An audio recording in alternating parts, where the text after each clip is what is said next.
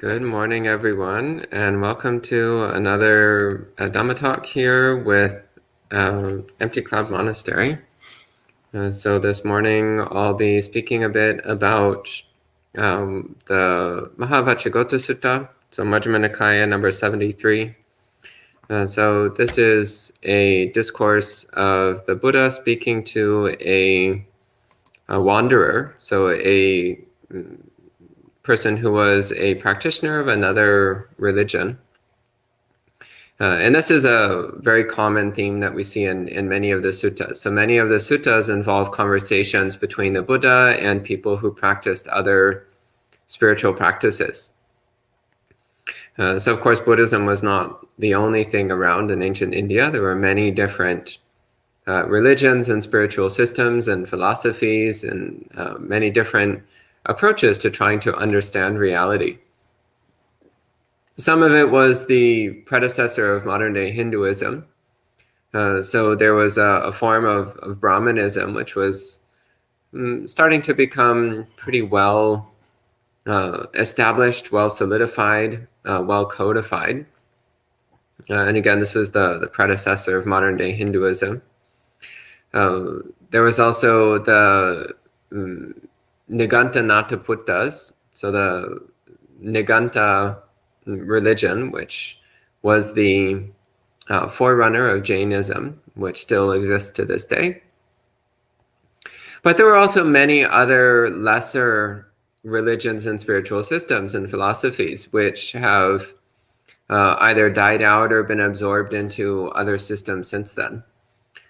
So this particular discourse, the Buddha is talking with a religious wanderer named Vacchagotta. But it doesn't actually say what Vacchagotta was practicing or what kind of spiritual system he was following.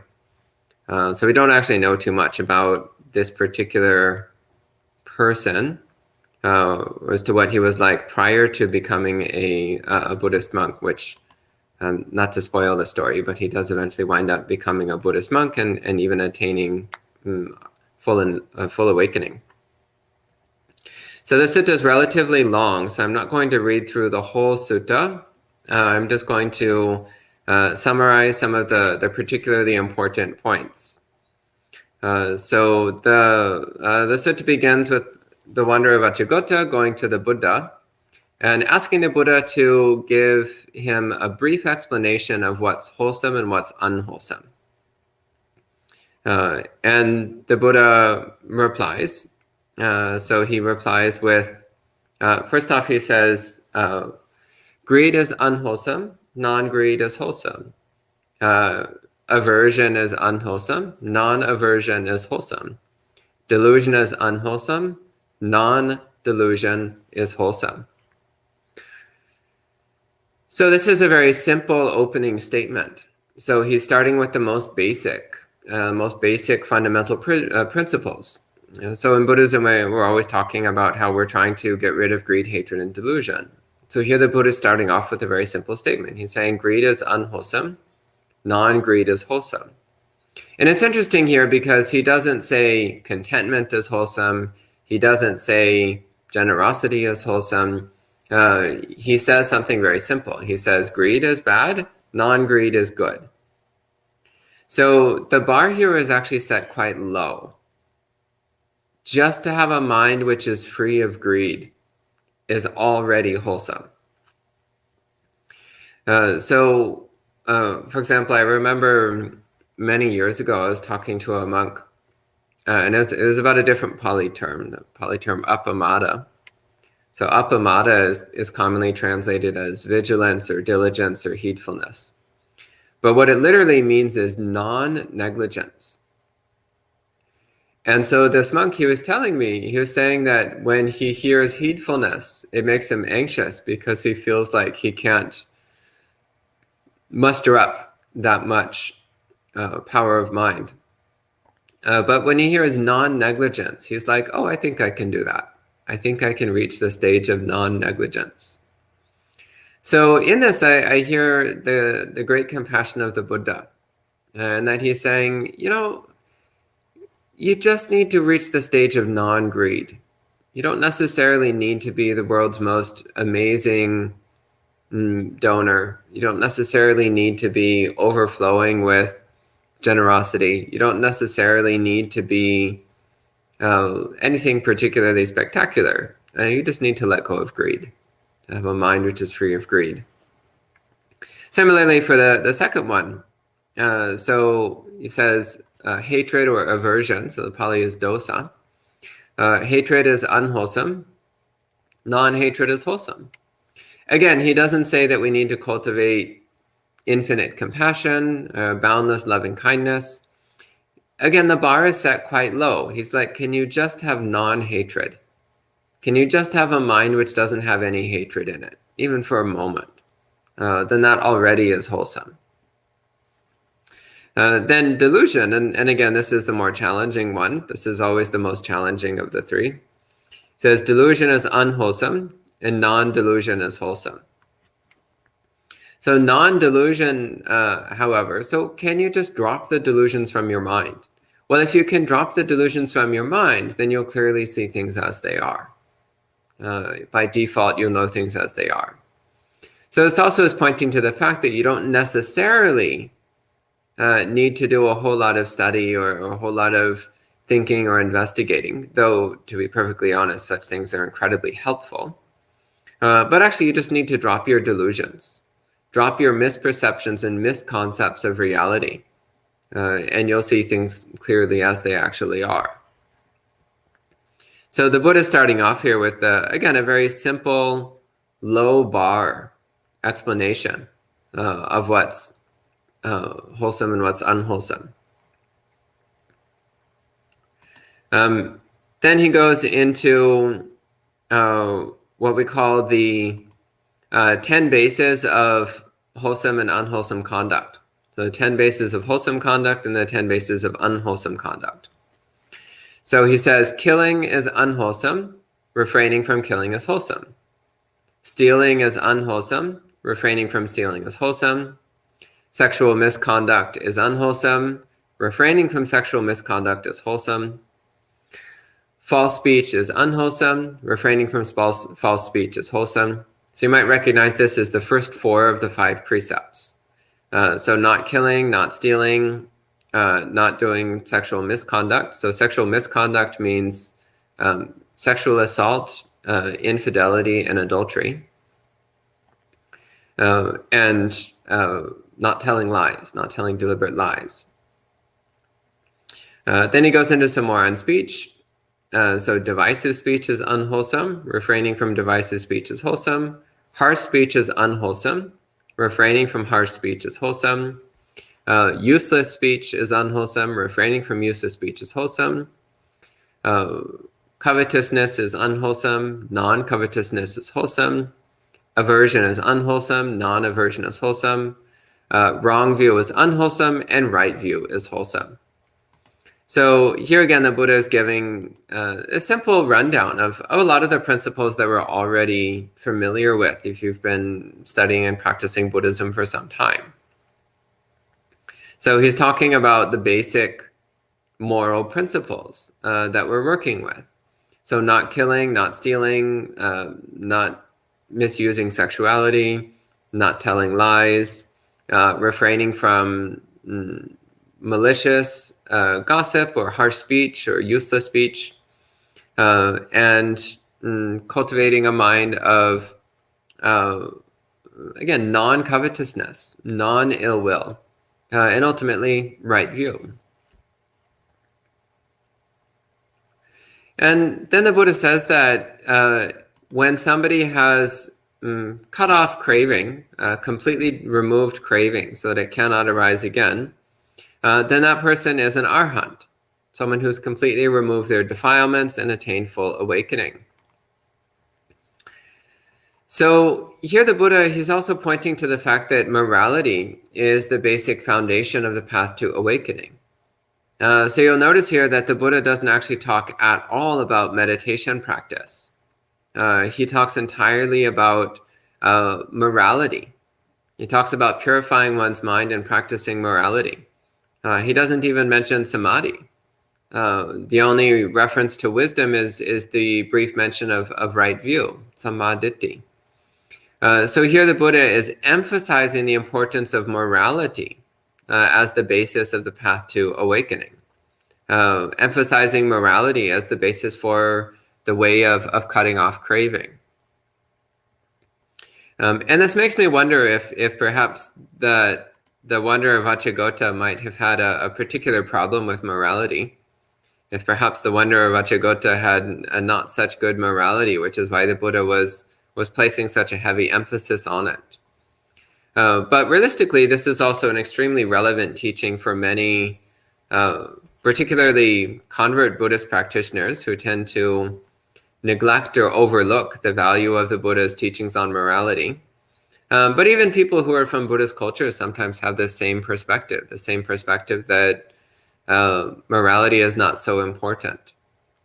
So we really need to watch out for this attitude of mind which wants to skip over these critical foundational principles of morality and fundamental goodness of heart. But then the wanderer Vacchagotta then says, he says, well, okay, so aside from you, do you have even one monk who follows you, who has also attained full enlightenment?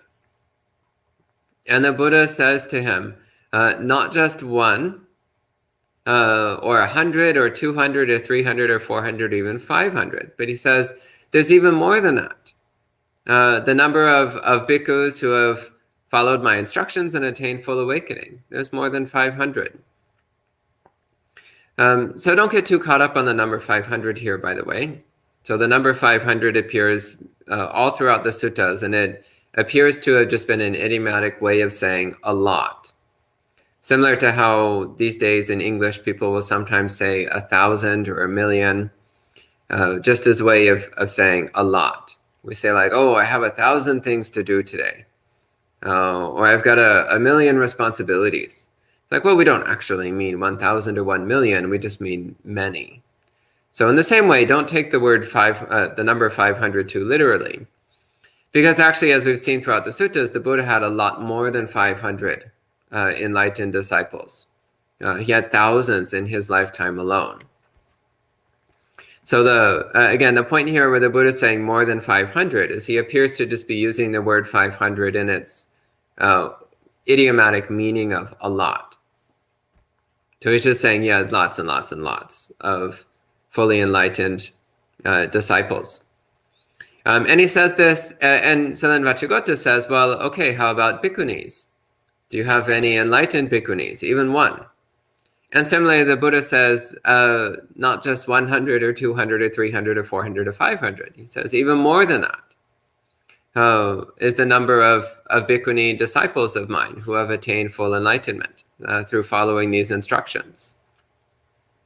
So here the Buddha starts out by pointing to the fact that his teachings, when followed and practiced, lead to full enlightenment for both bhikkhus and bhikkhunis. Both male and female monks are fully capable of following his instructions and attaining full awakening. So Vacchagotta's point here is he's saying, okay, so you yourself are enlightened, and that's great, good for you. But are you actually able to teach other people in a way that they can understand and follow and reach awakening as well? And the Buddha confirms, absolutely yes. And it's been successful for hundreds upon hundreds of men and women who have followed these instructions and attained enlightenment, just as he had. But then Vacchagotta says, well, setting aside the bhikkhus and bhikkhunis, how about your lay disciples? Do you have any lay disciples who have attained any stage of awakening? And he asks particularly about non-return, so the third stage of awakening. For various reasons, it's extraordinarily rare, so almost unheard of for a layperson to be fully enlightened. But lay people do commonly attain the first stage of awakening, and sometimes the second or third stage. So the third stage is the stage of non-return, in which one has completely abandoned sensual desire and aversion. And the reason why usually at that point people become monastics is because if you've completely abandoned sensual desire, then there's not much attraction to being a layperson anymore, whereas monastic life is perfectly natural. For one who attains the stage of non-returner, monastic life makes perfect sense. In fact, it's the only thing which really seems to make sense anymore.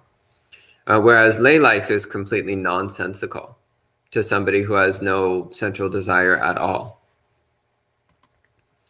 So again, if a layperson manages to reach the third stage of awakening, they usually seek out monastic life relatively promptly. So again, Vacchagotta is asking, well, what about your lay people, your male and female lay followers? Even though they're into sensuality, are there any of them who have managed to attain stages of awakening up to the third stage? And the Buddha says yes, and not just one, but even more than 500. So again, using this term 500 as the stand-in for a lot. So the Buddha, of course, had thousands and thousands of lay followers who had attained stages of awakening.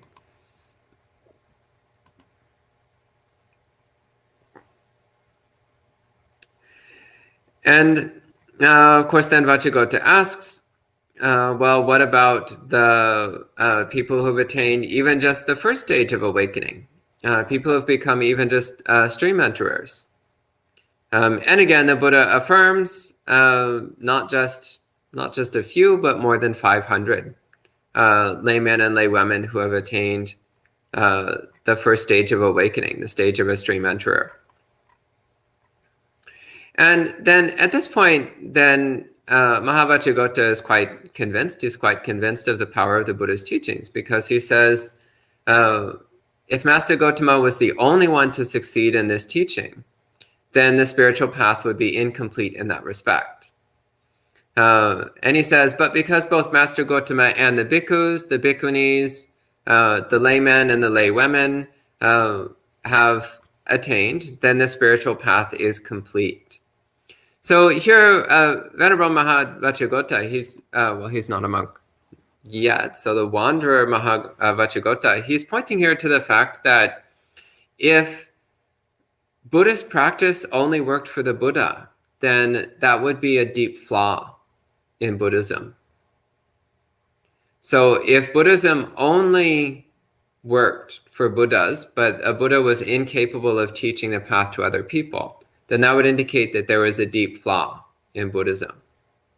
So similarly, if Buddhism only worked for bhikkhus and not for anybody else, then that would be a deep flaw in Buddhism. He says also, if it only worked for bhikkhus and bhikkhunis, but not for lay people, then that also would be a deep flaw in Buddhism.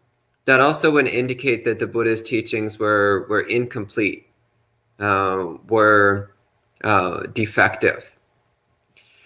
Vacchagotta points out, he says, but because the Buddha's teachings work for bhikkhus and bhikkhunis, laymen and laywomen, because it works for everyone, regardless of whether they're male or female, ordained or lay, then this indicates the perfection and completeness of the Buddha's teachings. The fact that they're universally applicable. They're not something which applies only to people of one gender or people of one status, but rather they're something which anybody can pick up the Dhamma and start applying it to their lives. And if they apply it completely and thoroughly, with diligence and sincerity, then they can attain stages of awakening, just as the Buddha did.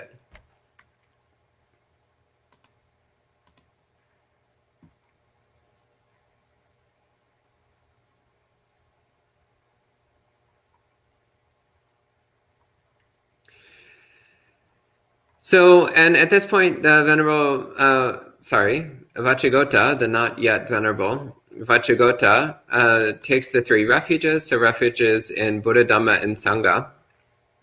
And noting here that here for Sangha, it actually specifically says the monastic Sangha. So he says, I take refuge in the Buddha, the Dhamma, and the monastic Sangha, the monastic community. And then he asks for ordination. So he has to become a Buddhist monk.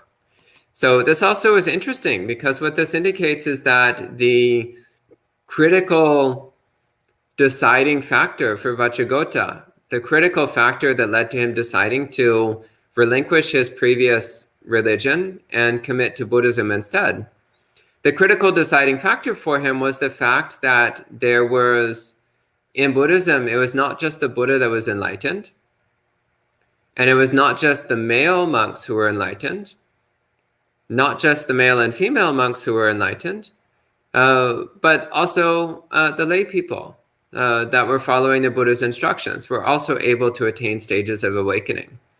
So this also, it's pointing to the fact that this indicates a thoroughness and applicability in the Buddha's teachings. So this then is what finally convinced Vacchagotta that Buddhism was the correct path, that Buddhism was the right path for attaining awakening. Again, it was the fact that Buddhism was something equally applicable to bhikkhus and bhikkhunis, lay women and laymen, something which could lead anyone who sincerely practices it to awakening. So at that time, Vacchagotta asked for Vacchagotta asked for ordination, and eventually he receives ordination. And then a couple of weeks later, he comes back to the Buddha. And he says that he's made progress on the path, but that he's still not yet fully enlightened. So he asks for further teachings. And here the Buddha says, he says, there's two things that you still need to develop. Samatha and Vipassana. So here finally the Buddha starts talking about meditation. So remember, he began by emphasizing morality and right view as the foundation of Buddhist practice. And it was only after Vacchagotta became a monk and had already made substantial progress that then the Buddha begins to speak about meditation as a way of bringing the mind all the way to the final goal. And he talks about how if you practice samatha and vipassana, so serenity and insight, then if you want to, you can develop psychic powers. If you want to, you can develop clairaudience, so the divine ear. If you want to, you can develop telepathy and mind reading. If you want to, you can learn how to remember your past lives. If you want to, you can learn how to watch the unfolding of the rebirth process in other beings. So he's pointing out the fact that, if you practice meditation, then you can develop all kinds of interesting psychic powers if you want to. But then most importantly, the Buddha says, you'll be capable of realizing the freedom of heart through cultivating wisdom in this very life. And you'll be able to attain full awakening with your own insight, with your own knowledge. And Venerable Vacchagotta bows to the Buddha and then goes off to practice, presumably off to practice meditation, and then living alone by himself, practicing diligently, Vacchagotta was able to become fully awakened.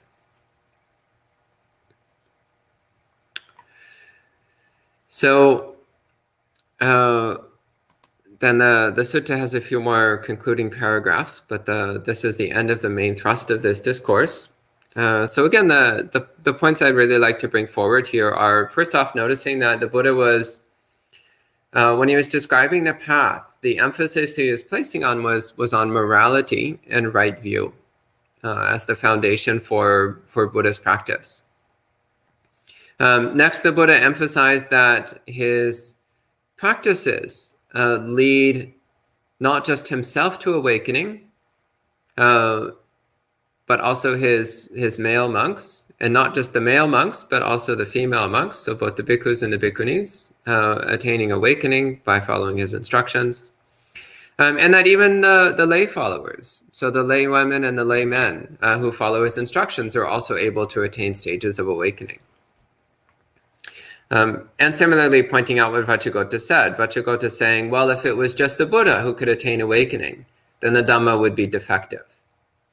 And he says, well, if it was just the male monks who could attain awakening and not the women, then that also would indicate that the Buddha's teachings were defective, that there was something wrong with the Dhamma. And he says, well, if it was just the monks, just the male and female monks who could attain awakening, that also would indicate the Dhamma was defective. If lay people could not develop wisdom through the practice, if it was only a practice for monastics, then that also would seem to indicate there was something wrong, something defective in the Dhamma. But that it's because the Dhamma applies equally, because the Dhamma is an effective training method for everyone, regardless of whether they're monastic or lay, male or female, then that indicates the completeness and thoroughness of the Dhamma. And also pointing out once again that the Buddha didn't even bring in teachings on meditation until long after Vacchagotta was well established in the path.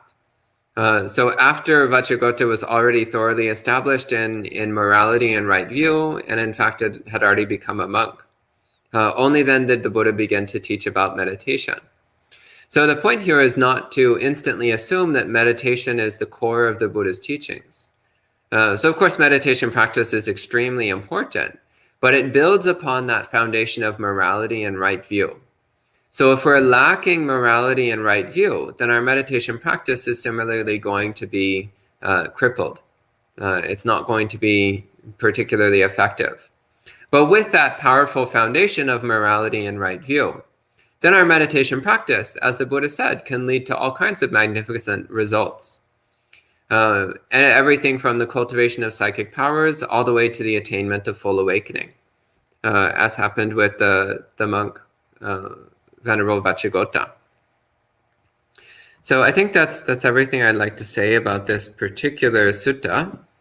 So at this time, if you have any questions, I'd be happy to take whatever questions you might have. So I'm looking in the chat window and I don't actually see any questions yet. I see a lot of friends checking in. So hello to Gita, Liz, Michael, Anita, Rachel, Vovan Puk, Pial, and Indira. Someone with a Thai name. I'm sorry, I don't read Thai letters, so I can't read your name. Shadow of Label, June, Rick, Patricia, Sud, and Boireen. Great, welcome everyone. And Sudha has a question saying, what does it mean to be established in right view in the context of this sutta? So I actually just gave a talk about right view recently. So the subject of right view is a relatively large one because ultimately right view encompasses all of the Buddha's teachings. But usually when we talk about right view, we're talking about some of the critical central doctrinal concepts of Buddhism, such as the Four Noble Truths, the three characteristics, karma and rebirth, Noble Eightfold Path, and so on. So these really central foundational concepts of Buddhism. And I would particularly emphasize the Four Noble Truths, karma and rebirth, and anicca, dukkha, anatta as being the really critical aspects of right view. So without those critical concepts of right view, then Buddhism is nearly impossible to make significant progress in. Then Pial and Indira says, there is this idea if a layperson becomes fully enlightened, an arhan, they have to become a monk or will die within 7 days. Is this in the sutta text or in the commentary? If so, what is the reason for this idea? That's in the commentaries. So it's not mentioned in the suttas. So the suttas, usually when they talk about lay people, attaining awakening. It usually only goes up to the third stage, to non-return. There are a couple of places in the suttas where somebody who is not a Buddhist monastic attains full awakening. But in each of those cases, the person dies within 24 hours. So I think this is where the commentaries then get the idea that if a non-monk attains arhat, then they have to get ordained promptly, or else they're going to die. But this isn't actually directly stated in the suttas anywhere, and I have to say I'm a little bit skeptical. I don't think that, like, if a layperson becomes an arhat, then some cosmic countdown timer starts ticking, and it's like, okay, I've got this amount of time left, or else I'm going to spontaneously die. I don't actually think that's how it works. Rather, I think it's just the fact that, as I mentioned earlier, if somebody attains even the third stage of awakening, so even a non-returner, their mind is so perfectly in harmony with monastic life that that's just naturally what they want to do. It's naturally what they incline towards. And even more so for an arhat. So a fully enlightened being is basically their natural behavior is that of a monk. So to become a monk and live a monastic life is completely rational. It's the only thing which seems to make any kind of sense for an enlightened being. So monastic life is the natural behavior of an enlightened being. So I don't think it's that, again, there's some kind of magical countdown timer to death that happens when a layperson becomes an arhat, but rather it's that naturally they're going to try to become a monk as quickly as possible, because that's how their mind works. Their mind is now functioning exactly like a monk. So then it's only natural that they'll live the lifestyle of a monk as well. Then Jill asks, how does a layperson relinquish desire? Well, the same way that monks relinquish desire. So through practicing contentment, through practicing renunciation, through practicing self-restraint. So practice celibacy, don't buy unnecessary things, be content with what you have. Basically, all the practices that we cultivate the perception of the drawbacks of sensuality, the drawbacks of acquisition, recognize the impermanent and unsatisfying nature of possessions and experiences. Again, basically all the things that monks do. It's just that, again, if a layperson is practicing like a monk, then usually what happens is at some point, they start to realize that they might as well just become monks. Usually if somebody is a layperson, it's because they're not actually interested in relinquishing desire. They're not interested in practicing renunciation. They're not interested in living like a monk. Otherwise, they would just go off and become monks.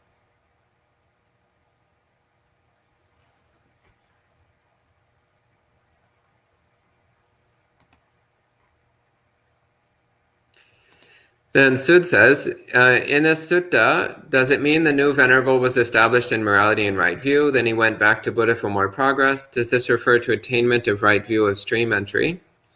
Let me check the discourse. I don't think it actually specifically says whether or not he was a stream enterer. But let me check.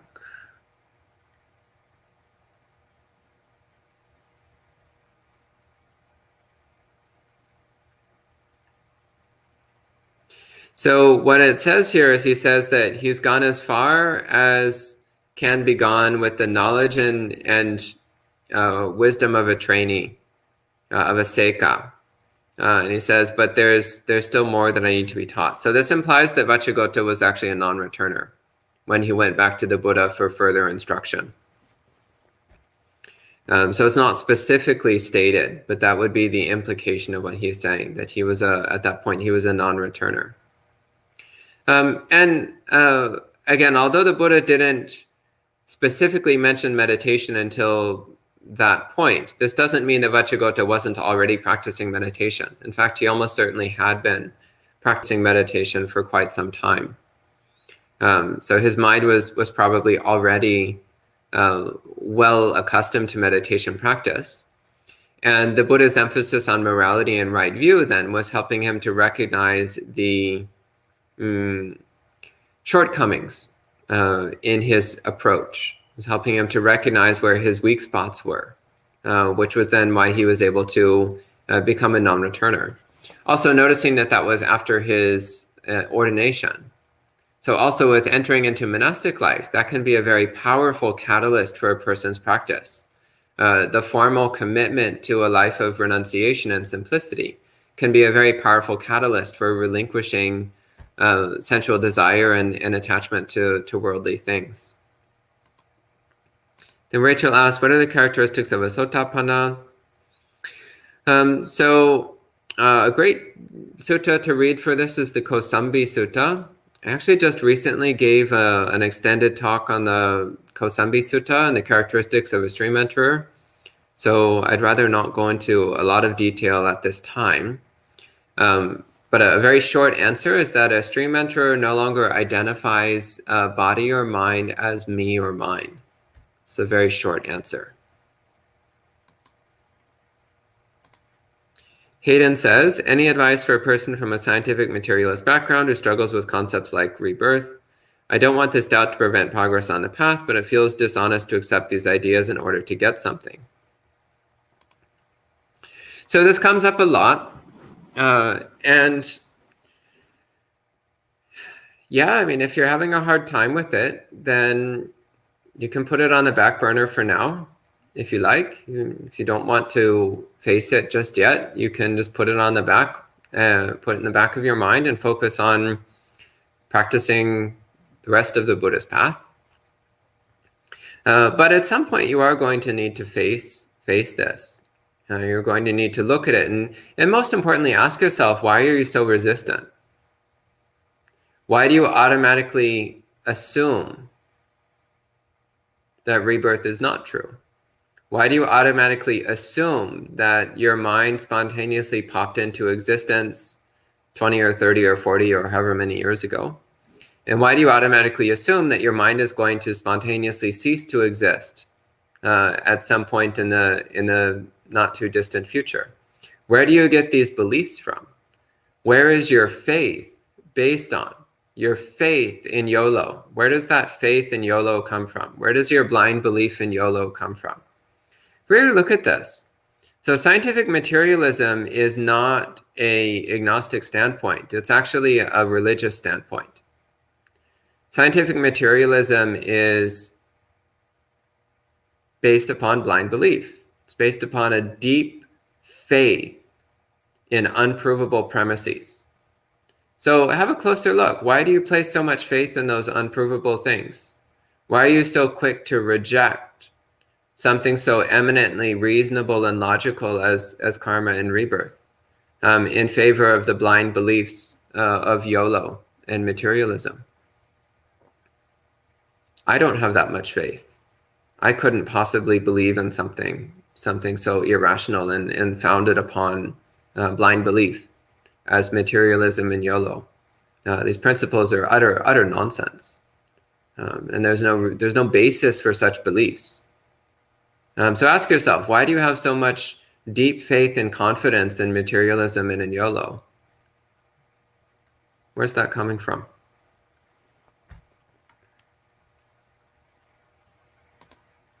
Then Sud says, do you need to attain stream entry to be established in right view? So actually the Buddha equates the two. He equates stream entry and the attainment of right view. In fact, a stream enterer is defined as ditthipatto, which means one who has attained right view. So we cultivate right view in order to help us reach stream entry.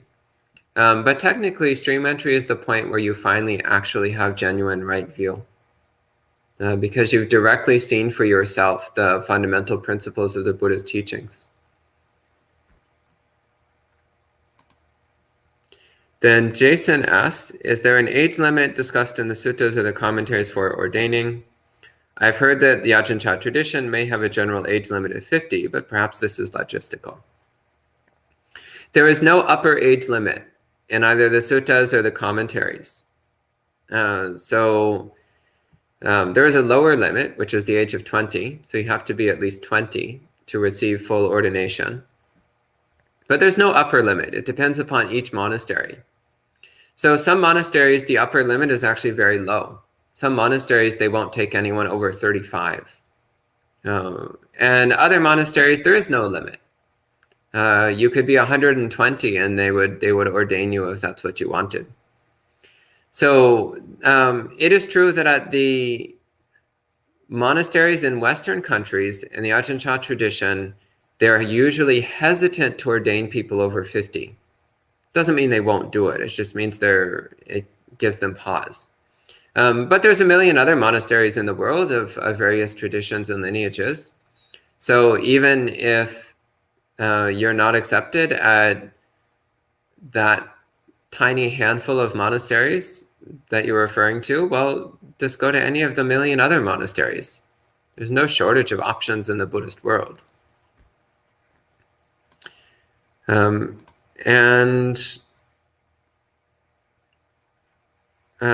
appears to be the last of the questions. So if there's no other questions,